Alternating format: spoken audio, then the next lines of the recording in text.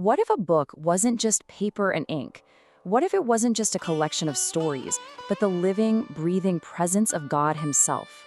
Well, today we're diving into one of the most incredible concepts in Hindu spirituality, the Śrīmad Bhāgavatam, a sacred text that's believed to be the literal, literary incarnation of the divine. So I want you to imagine this moment. The protector of the entire world, the divine figure of Krishna, is about to leave the earthly realm. An entire age is coming to an end, and for his closest friends and followers, this isn't just a sad goodbye, it's absolutely terrifying. It brings up the biggest question of all: what on earth happens now? And this desperate plea comes from Uddhava, one of Krishna's closest, most devoted companions. You can just feel the desperation in his words, right?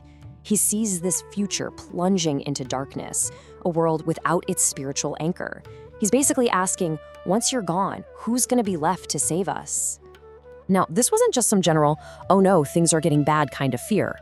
No, this was the specific dread of the Kali Yuga, the age of Kali. The text described this as a time of massive conflict and spiritual decay, a time when even really good people can get corrupted and virtue just gets forgotten. With Krishna leaving, the world would be totally vulnerable, with no one to protect it. So what was the answer? Who was going to be the savior that Uddhava was begging for? You know, you'd think Krishna would name a successor, right? Or point to some holy city and say, go there. But he didn't. His solution was something so much more radical and, honestly, so much more lasting. Okay, let's really get into this, because this is the heart of the whole story. The source text says that Krishna, right in his final moments on earth, took his own divine energy, his very being, and infused it directly into the story of the Śrīmad Bhāgavatam. So he didn't just leave a message behind, he literally transformed himself into the message. And this incredible concept actually has a specific name in Sanskrit, Vāngmāyī Mūrti. It means the literary incarnation. And this is not a metaphor. For believers, the book itself is Krishna, here, present, and totally accessible. It's a form of God made of words that you can see, you can hear, and you can experience directly. So if this book is truly the divine in literary form, what does that actually mean for its power? Well, the claims made about it are, well, they're nothing short of extraordinary. It's not presented as just one scripture among many, it's presented as the ultimate spiritual solution for this dark age. I love this quote. The text doesn't just suggest that it's important, it says it roars its promise. That word just perfectly captures the confidence behind this claim. It's basically arguing that while other texts might leave you confused, the Bhagavatam gives you a direct, unmistakable, and certain path to salvation. And the text actually quantifies this power in a way that is pretty staggering. Just look at this. The spiritual benefit you get from hearing this one story is said to be greater than the most elaborate, most revered ancient rituals. We're talking thousands of royal sacrifices, or even pilgrimages to India's holiest rivers and cities. The message couldn't be clearer. The power is right there in the story itself. And here's the crucial point. The salvation it offers is described as being immediate. It's accessible. The text uses this beautiful phrase, liberation in the palm of your hand. It's not some distant goal you have to wait for in a future life. No, it's a tangible reality, available to you right here, right now, just by listening. To really demonstrate this power, the text paints this incredible picture of its first ever major public recitation. And let me tell you, the audience wasn't just a group of people, it was an assembly of the entire cosmos. I mean, check out this guest list. This was not just a human gathering. Of course, the greatest sages in history were there, but so were the sacred texts themselves, the Vedas, the Puranas, and they showed up in living, personified form. It goes on to describe how even abstract concepts like the different schools of philosophy and holy places like the river Ganga all came to listen. A great clamor just filled all the realms of existence because everyone was rushing to be there. Just think about that for a second. The very fabric of reality, the physical, the conceptual, the divine, it all recognized how important this moment was and gathered together just to hear a story. But what happened next wasn't just a passive listening session.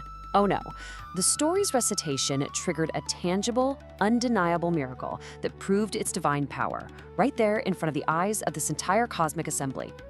So get this, a beautiful woman suddenly materializes in the middle of all the sages. they immediately recognize her as Bhakti, the literal personification of devotion itself. But she looked old and frail, weakened by the coming dark age. But then, as the recitation of the Bhagavatam began, something started to happen. With every word, she grew younger, stronger, more radiant, until she was completely restored to her full power. And then she spoke, confirming what everyone had just seen. Her own words declared that the essence of the story had nourished her, that it had brought her back from the decay of the Dark Age. And this, right here, this is the ultimate takeaway. The Śrīmad Bhāgavatam didn't just have teachings about devotion. Its recitation was a creative act, an active force that could literally manifest and rejuvenate the very concept of bhakti in the world. It is, from this point of view, not a book about God. It is God in action. So, this leaves us with this fascinating final thought to chew on. If a story can be more than just words, if it can be a living presence, a divine force, that changes everything about how we engage with it. It suggests that to truly listen to a story isn't just to hear the words, but to actually participate in its power.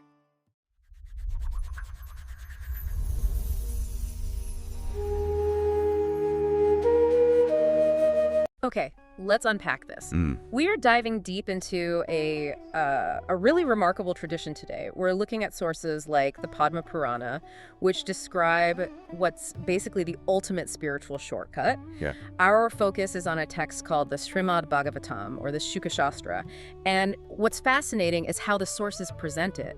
It's not just a book. Not at all. It's a pathway, a method for, rapid spiritual attainment. Exactly. And so for you listening, our mission here is to really distill the core claims about this text. Right. What is the method? Why is it supposed to be so incredibly effective? And what's the, frankly, extraordinary spiritual claim behind its divinity? That's the core of it. The whole thing kicks off with a question of protocol, really. The sage Narada asks, how do you actually do a Dhrana Yajna knowledge sacrifice the right way? Yeah, what's the method? Where do you do it? How long should it take? All the foundational questions. And the answer he gets from the Kumaras, who are the speakers in this story, it sets the whole scene. It really does. They choose this very specific, very idealized location, the Ananda Bank, near what we now call Herod War. And the description of this place is just so evocative. It's not just any riverbank. It's got soft sand, these beautiful trees. But the key detail for me Is the harmony. the harmony. And it says no creatures there held any enmity toward one another. The place itself was already pure. That's the signal, isn't it? That this environment is already spiritually charged, ready for something profound to happen. Yeah, so when they announce this great gathering, this knowledge sacrifice, All hell breaks loose, in a good way. The sources talk about this tremendous commotion, a koalahala across every realm. Earth, the heavens, even Brahmaloka, everyone is scrambling for a seat. And this is where it gets really interesting, as you said, the attendee list. It's just wild. I mean, you expect the great sages, of course. Sure, Brigu, Vashishta, Vyasa, the big names are all there. And they're not coming alone. They have their wives, their sons, their disciples. It's a massive crowd. But then it goes to another level entirely, This is the part that just blows my mind. because it's not just people. The sources are very clear on this. Knowledge itself showed up. In embodied form. Yes. The Vedas, the Vedanta, 17 Puranas, the 6 Shastras, they all just materialize Yeah. as beings. Can you even imagine that? It's like seeing the concept of physics walk into a room. And it doesn't stop there. Holy places arrive. The river Ganga, Prayaga, even the forests and the directions themselves are present. It tells you this isn't just a seminar. This is a cosmic event. And the organization of it all. It's so meticulous. The seating arrangement. Right, the Kumaras, the speakers, they're in the center. Narada, the questioner, is right in front. And then everyone else is grouped by category. You have the Vaishnavas over here, the ascetics over there, The scriptures in their section, the women in theirs. It's incredibly ordered. and the sounds. You hear shouts of Jaya, of Nama, conch shells blowing, And gods on their celestial chariots just throwing flowers down. flowers from the wish-fulfilling trees, the Kalpavriksha. I mean, the symbolism is just layered on thick. It's the ultimate setup to hear the Mahatmya, the glory of this one particular story. Which brings us to the claims themselves, the power of this text. And this is where it really gets audacious, doesn't it? The sheer scale of the promise the Kumaras make about the Bhagavatam. The central claim is, it's stunningly direct.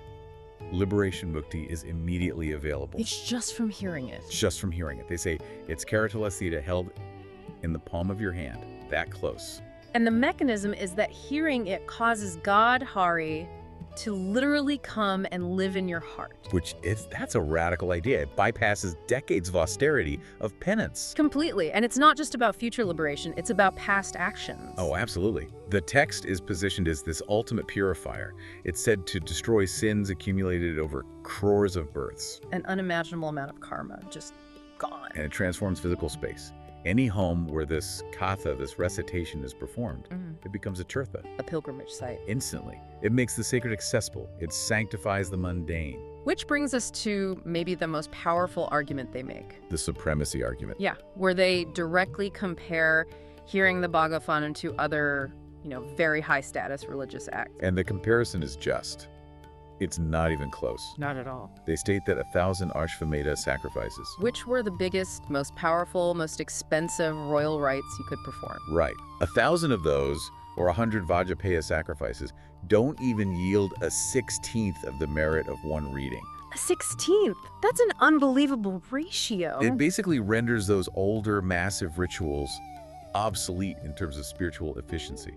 And the same goes for pilgrimages.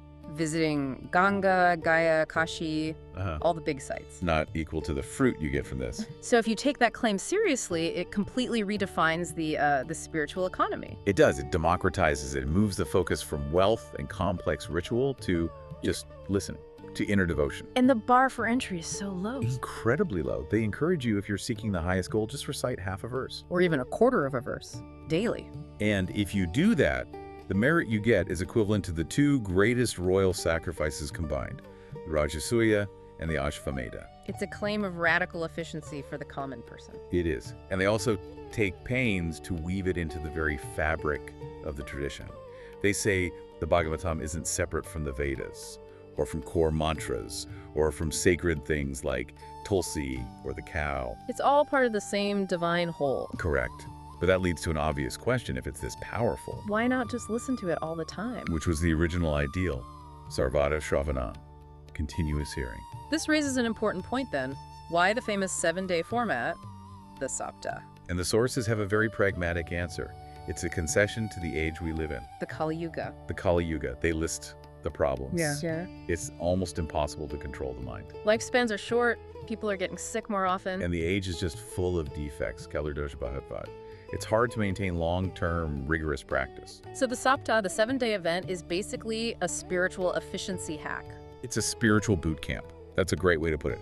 It's the guaranteed method for this age. And it delivers fruits that you couldn't even get through intense penance or yoga or deep meditation. And it delivers them effortlessly, according to the text. The language they use is so strong. It says the Sapta roars louder than all the other paths. Roars louder.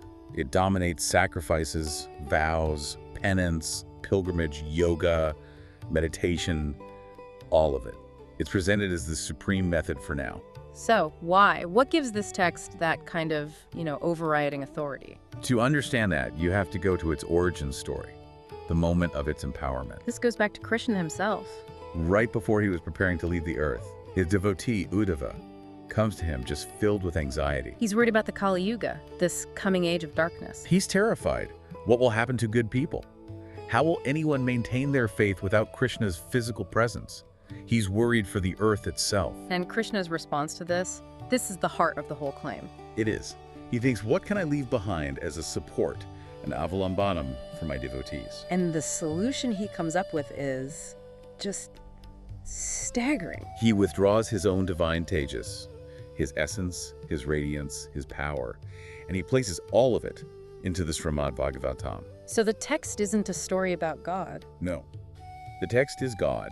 It's presented as his living, speaking, embodied form, the Vangmaya Muti Pratyaksha. A living verbal incarnation. Precisely. And that's why any interaction with it, hearing it, reading it, even just seeing it, is said to destroy sin, because you are directly interacting with the divine. And they get immediate proof of this right there at the assembly. An incredible moment. As the Kumars are describing all this, something miraculous happens. Bhakti herself appears. Devotion personified. She materializes, described as stunningly beautiful, and she has her 2 sons with her. More knowledge and dispassion. Exactly. And Bhakti, who had been weak and frail because of the Kali Yuga, Is instantly revived. rejuvenated, strengthened just by the Katha Rasa, the essence of the story being told. And she's given an instruction. Yes. To live permanently in the hearts of the Vaishnavas, the devotees who listen to the text. There, she'll be safe from the darkness of the age. So it all clicks into place.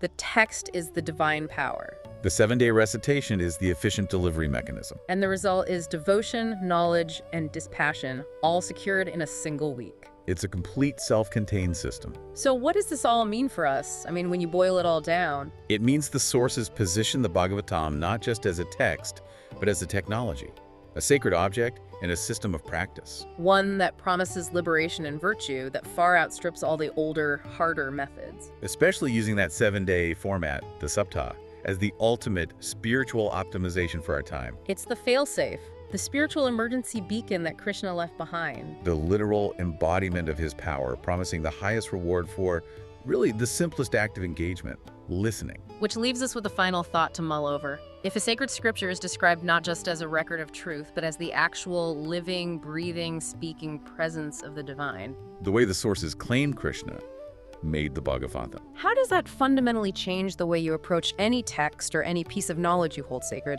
Does it elevate the act of listening from something passive to an act of active spiritual communion?